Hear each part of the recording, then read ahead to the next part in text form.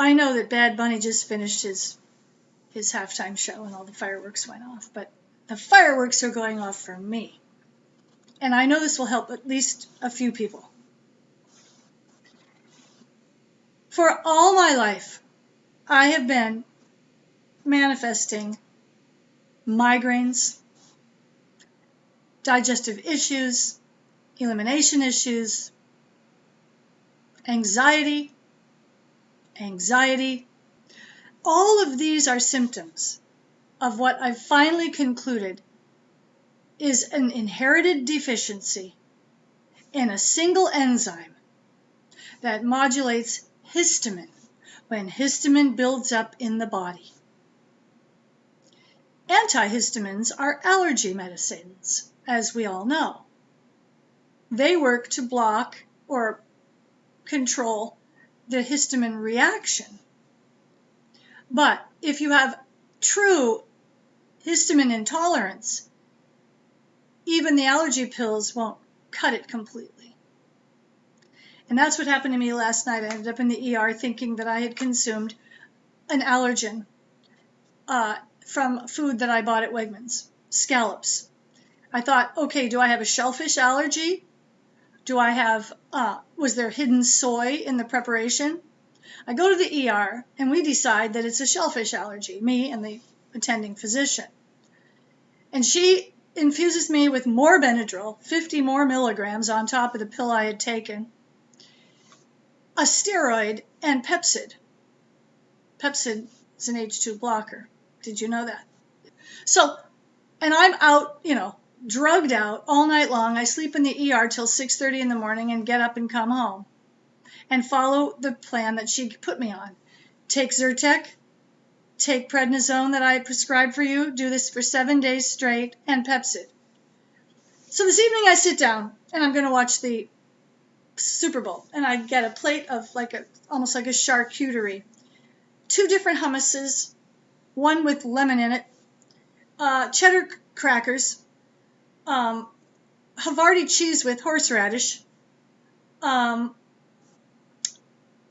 all-you-can-eat bagel cashews from the co-op, and a container of Activia with fruit in it. And I start eating everything on the plate, and I break out in another flush. Even though I have 24-hour Zyrtec in me, prednisone, and last night's dose of Benadryl. I got scared. I called the docs. I couldn't get through the ER doctor there. And then I started looking it up, and AI, this is interesting. AI often sends you astray and conflates 2 symptoms and suggests to you, for example, that you have cardiomyopathy when you don't, because it draws from only the available literature on a certain topic.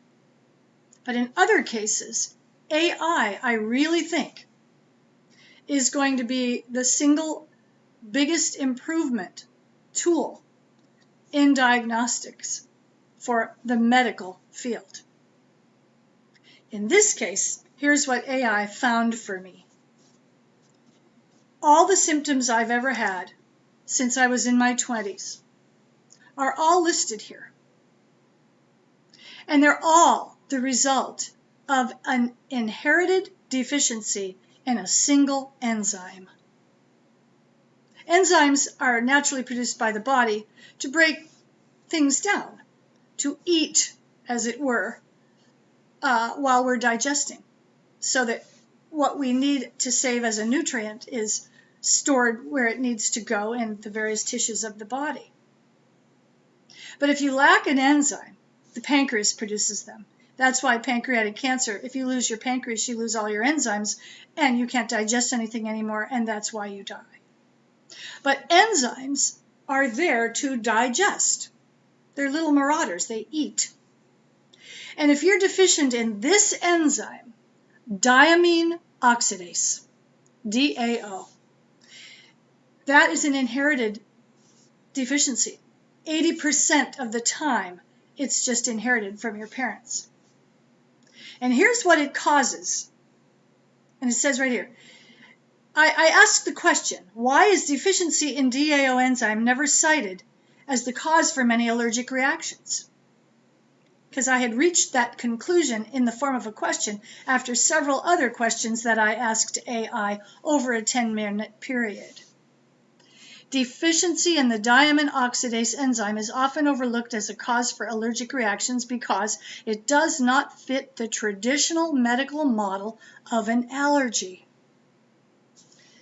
I react to soy, but I don't test as allergic to it. That was the first red flag.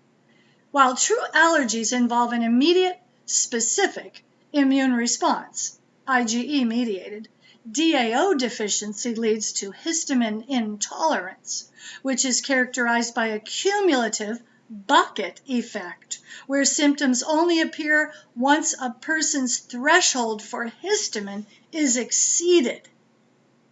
You have to keep eating high histamine foods over a period of time until your body is overloaded and can't handle it if you have a deficiency in the enzyme. Several key factors contribute. Lack of standardized diagnostic tools. That's a biggie for me. Where's the diagnostic tool? There are serum testing limitations. You can't measure DAO levels in the blood as accurately as you want, because serum levels may not accurately reflect the enzyme activity in the intestinal mucosa, where most histamine degradation occurs. So while you try to measure the DAO levels, you can't get a really good result.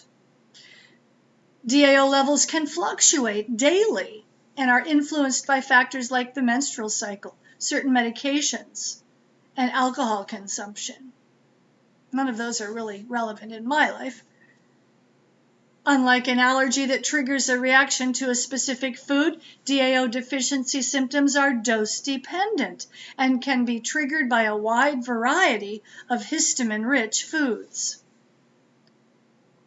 And the symptoms often do not appear immediately, but rather build up over time, as I repeatedly said, as histamine accumulates in the plasma. That's where it accumulates, in the blood plasma.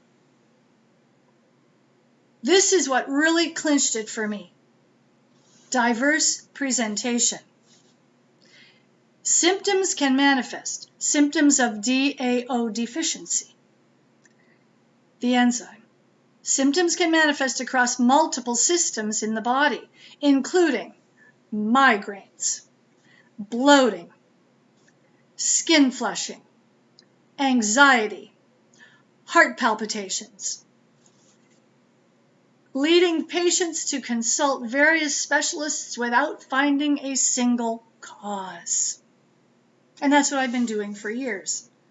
I have so many specialists on my list on my phone, it's ridiculous. Many patients with self-reported food allergies actually test negative for allergies, but show reduced DAO levels. That's my reaction to soy or other things that. And there's symptom mimicry too, because HIT, histamine intolerance, produces symptoms like hives, which I've had a whole lifetime history of, rhinitis, my sinuses are so congested, but there's no infection there. And I get sinus facial mask headaches. I don't have asthma. That's because it doesn't get that bad. Plus, my lungs are really good. I'm 99 usually. My pulse ox is usually 98 or 99. My lungs are really open. It's frequently misdiagnosed as a standard allergy or even psychiatric disorders like panic attacks. The scientific community has not universally accepted histamine intolerance as a distinct disease. Why? It's due to a lack of robust data and validated biomarkers. They haven't done enough studies. They don't have enough proof. DAO deficiency can be genetic due to variations in the AOC1 gene. That's what I probably have, a deficiency in the AOC1 gene. Secondary causes can damage the gut lining, such as inflammatory bowel or SIBO, and can temporarily reduce the DAO production. So conditions in your bowel might reduce your DAO production, leading to histamine intolerance,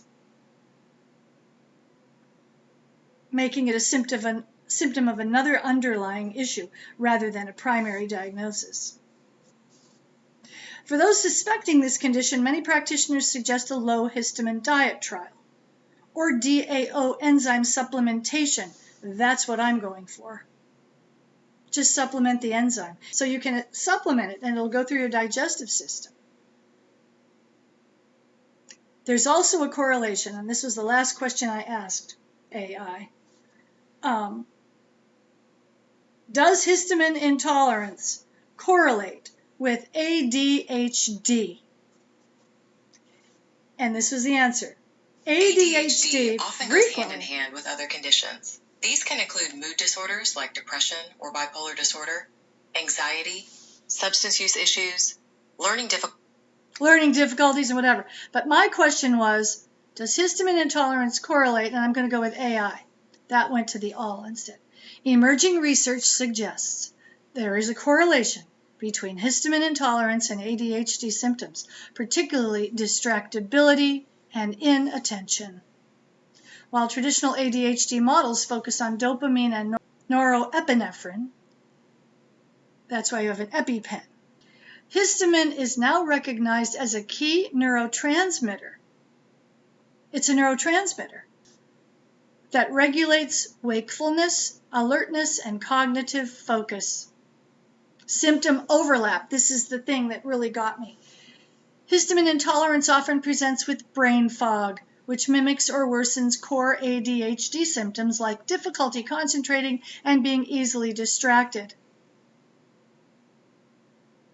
Children, a study done in 2024, with high urinary histamine levels, had significantly higher inattention scores than those with normal levels. Individuals with ADHD may have reduced activity of the diamine oxidase enzyme. So, again, they're finding that people with ADHD just have diamine oxidase enzyme deficiency. And it causes every symptom I've been dealing with for probably the past 20 years. So I thought I would put this out there. I'm not a doctor. I'm a musician, an artist, a talker, a listener, a reader, a poet. I do many things.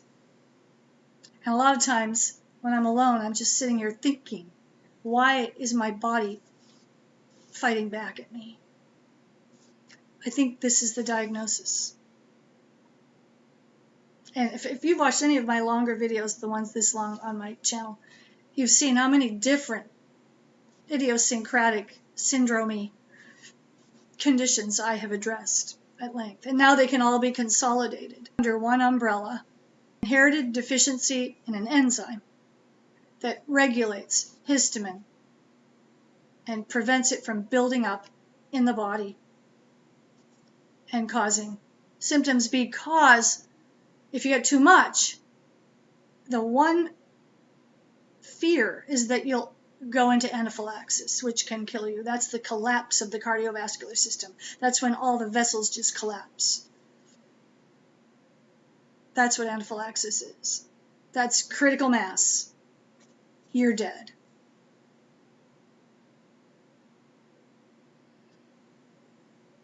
It's not ADHD per se. It isn't even Alzheimer's per se. It's a deficiency in the diamine oxidase enzyme, which can easily be supplemented dietarily. Almost 15 minutes. It's been years since I've made a video this long. And if you stayed with me, thank you. I hope this helps you, because I'm at a moment right here. Almost 69 years old. This is the moment. For me, it's going to change everything. I will keep you posted. Back to the game. We watch because we're Americans. And I got into football during the pandemic when I missed the sound of people. And now I kind of, like Dustin Hoffman said, I like the drama. I'll keep you posted.